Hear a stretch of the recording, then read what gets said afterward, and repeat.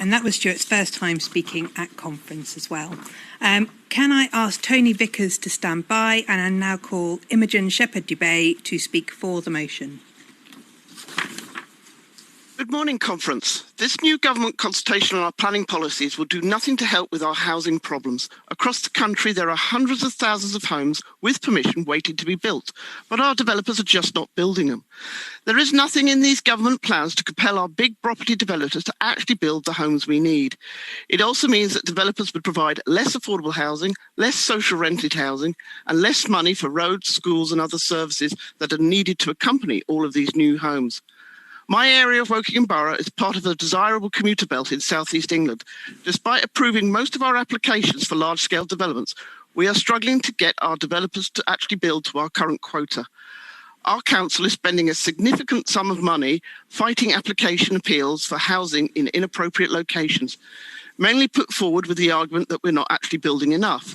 In the meantime, our property developers are just sitting on the land, maintaining its value, building the bare minimum needed to keep house prices high.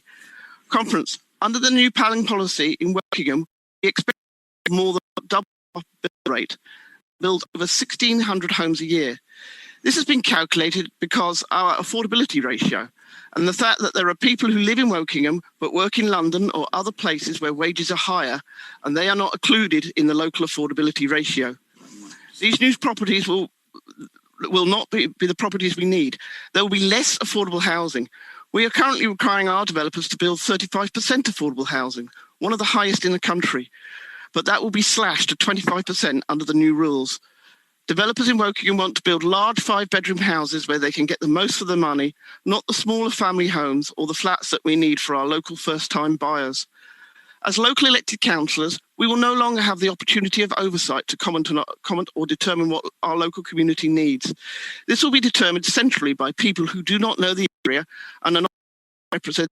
There will be less local councils of people who support the area, building roads, parks and schools.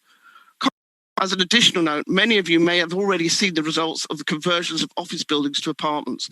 A good idea in principle, but with no local authority oversight, they are often poorly designed with inadequate insulation, parking or amenity space. Many of the residents in these apartments, or ghettos as we might want to call them, are not single working professionals who we are led to believe they are built for, but they are homes for low income families where for nowhere for the children to play. These conversions provide no money to local authorities for parks or extra school places.